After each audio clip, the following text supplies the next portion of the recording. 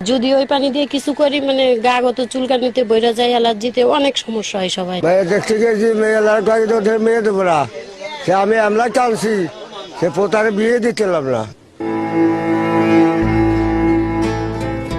চিতলমারীতে মধুমতি নদীর কোল ঘেঁষে হারিয়ারগোপ গ্রাম। 20,000-এরও বেশি বাসিন্দা সেই গ্রামে, বেশিরভাগই কৃষিজীবী।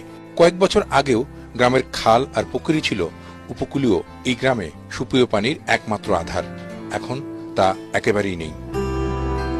খাতি পানি রান্তি পারি না, পানি জমি খাতের পানি ভরতে পারে না। যদি ওই পানি দিয়ে কিছু করি মানে গা গত চুলকানিতে বইরা যায়, অ্যালার্জিতে অনেক সমস্যা হয় সবারই। গ্রামের 300 একর 3 ফসলি জমি পানি সংকটে অনাবাদি হয়ে আছে বহু বছর ধরে। এলাকার ফল ফসলের উৎপাদনও কমেছে প্রায় 45%। ফলে অভাব বেড়েছে, পুষ্টিহীনতায় ভুগছেন গ্রামের কয়েক হাজার মানুষ। প্রত্যেকটা লোকের ডায়রি, আমাশা, বিভিন্ন রোগ বালাই চলতেছে। আমাকে 3-4 মাস আমরা মনে কর গোসলই করতে রিনিয়া। গ্রামে যেসব অগভীর নলকূপ আছে তার 200-টিরও বেশি অকেজো। যেগুলোতে পানি উঠছে তাও আর্সেনিক যুক্ত। নানা জটিল রোগে আক্রান্ত গ্রামবাসী। তাই এই গ্রামে কেউ মেয়ে বিয়ে দিতেও চাইছেন না।